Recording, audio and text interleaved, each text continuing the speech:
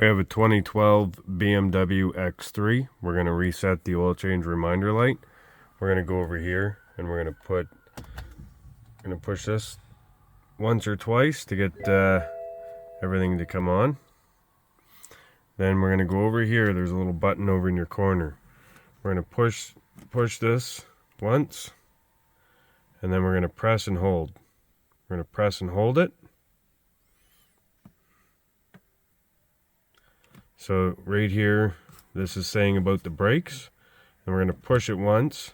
It's going to say your oil, and then you got coolant and rear brakes, stuff like that. Anyways, we're going to go to the oil. We're going to reset it because we just did an oil change. So we're going to press and hold. Reset. We're going to release. We're going to press it and hold it again. Reset in progress. Reset complete. So there you go. That's how you reset the oil change reminder light in the BMW X3. Make sure you hit that like button, hit subscribe, and we'll see you guys next time. Thanks for watching.